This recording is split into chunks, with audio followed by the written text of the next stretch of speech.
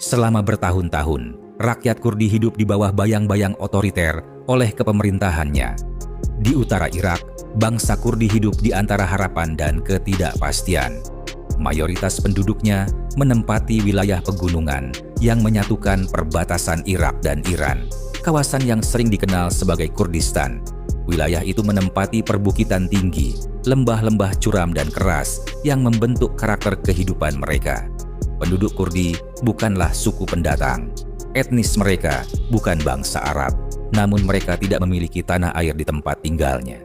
Bertahun-tahun mereka dalam bayang-bayang tekanan, bahkan sejarah enggan untuk bersahabat terhadap mereka. Di bawah kepemerintahan Baghdad, rakyat Kurdi mengalami tekanan dan penindasan yang cukup serius, terutama mengenai permasalahan sengketa pembagian minyak. Identitas dan ideologi kepemerintahan menjadi alasan utama dalam politik untuk menekan mereka. Seolah harapan untuk mendapatkan otonomi sangat mustahil bagi bangsa Kurdi.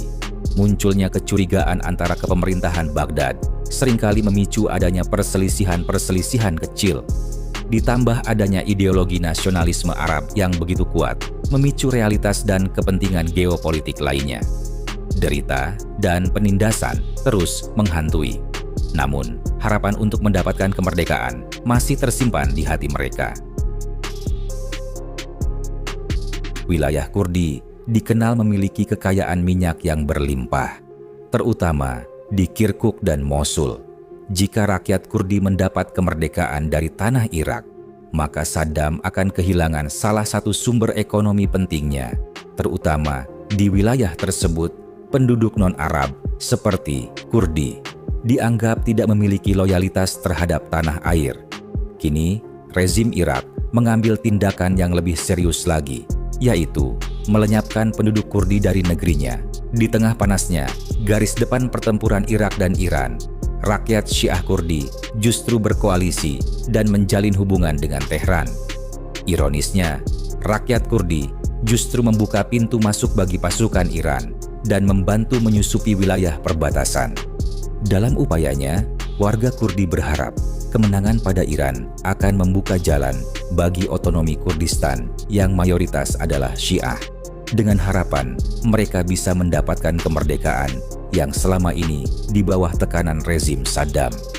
Dari sinilah mulai terbentuknya aliansi yang tak terduga antara Kurdi dan Iran. Adanya campur tangan Kurdi dengan Tehran menjadikan pimpinan Irak merasa dikhianati oleh rakyatnya sendiri. Lahirnya front baru di utara menjadi pukulan telak bagi kepemerintahan Saddam Hussein. Rezim Baghdad memandang Kurdi sebagai ancaman yang serius.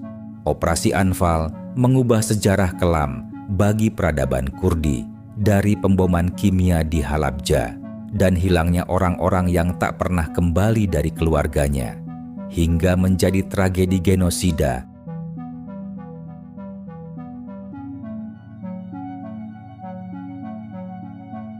(22 September 1980),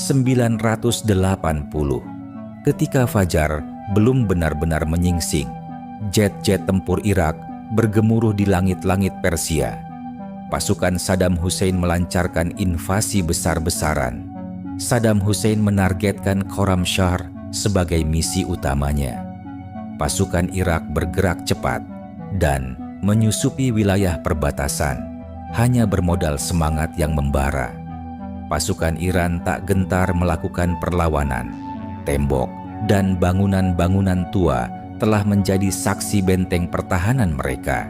Akan tetapi, Iran tidak mampu menghadapi kekuatan Irak, minimnya militer, dan kurangnya artileri yang tidak memadai, memaksa Tehran mundur dari pertempuran. Pasukan Saddam berhasil mengusai Khorramshahr dari tangan Iran, sekaligus menjadi kemenangan telak bagi rezim Baghdad. Khorramshahr terletak di tepi sungai Shatt al-Arab, sekaligus menjadi pelabuhan penting dan sumber ekspor energi perdagangan Iran. Dalam kekuasaannya, kini Saddam mengubah Khorramshahr menjadi benteng pertahanan mereka.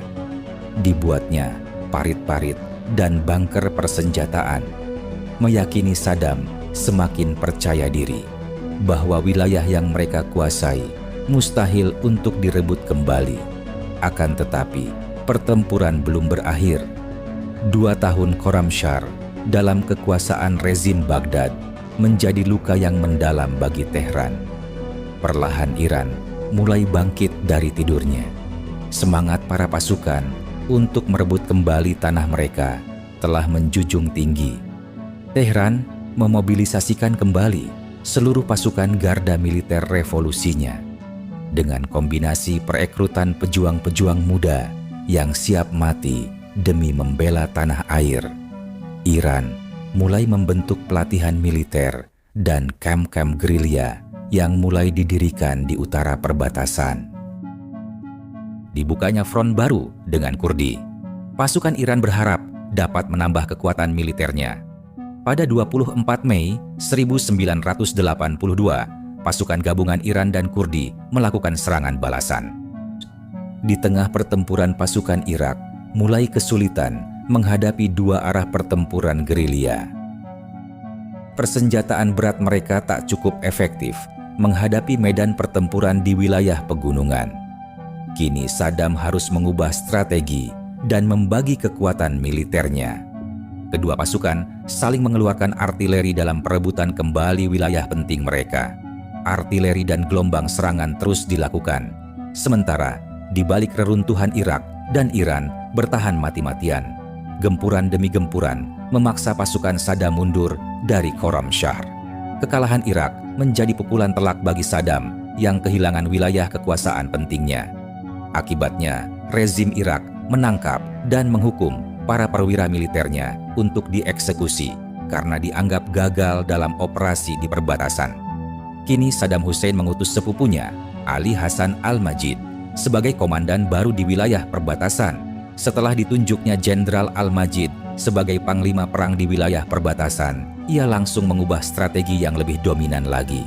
Jika artileri Irak tak mampu menghadapi perlawanan Kurdi dan Iran, maka jalan satu-satunya adalah meracuni mereka dengan gas kimia. 1986, Operasi Anfal dikerahkan. Serangan kimia menargetkan pegunungan utara Irak di Halabja. Hembusan angin membawa jutaan racun kematian bagi penduduk Kurdi.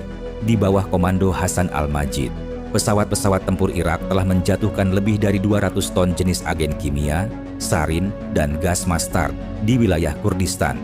Akibatnya, lebih dari 6.000 penduduk Kurdi kehilangan nyawa.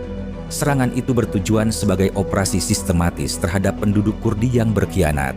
Dari Operasi Anfal telah menghanguskan Halabja. Ribuan rakyat terpaksa mengungsi, bahkan mereka tidak pernah kembali. Rezim Saddam secara paksa melakukan pengusiran massal terhadap para penduduk Kurdi. Warga sipil ditangkap, kemudian dihilangkan tanpa jejak. Disebut sebagai Operasi Anfal, yang artinya rampasan perang. Serangan itu diartikan sebagai simbol perebutan kembali wilayah kekuasaan. Sejak 6 September 1988, rezim Irak melakukan Operasi Anfal sebanyak 8 kali dalam serangkaian aksi militernya yang menewaskan lebih dari 180.200 nyawa penduduk Kurdi. Anfal bukanlah sekedar operasi militer biasa, namun ini adalah simbol dendam dan teror bagi para pengkhianat. Kampanye Anfal merupakan sistematis untuk melenyapkan penduduk Kurdi secara eksekusi massal. Rezim Irak berupaya menghilangkan aspirasi otonomi kedudukan Syiah dari Irak yang mayoritas adalah penduduk Kurdi yang lebih dari 25 juta jiwa. Bagi Saddam, rakyat Syiah tidak memiliki nasionalisme tinggi terhadap tanah air. Mereka itu sama seperti kanker yang membunuh secara perlahan. Sejarah telah mencatat tragedi Halabja sebagai genosida yang tak berperi kemanusiaan. Sejak 1960, 1/5 penduduk Kurdi yang berdomisili di Irak terus menyerukan kebebasan otonomi hingga menjadi sasaran tindakan represif oleh kepemerintahan.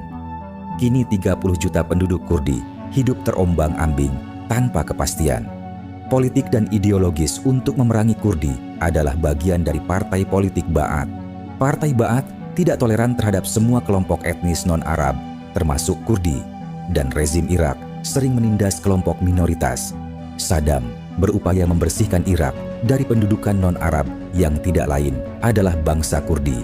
mereka dianggap sebagai ancaman di dalam negeri.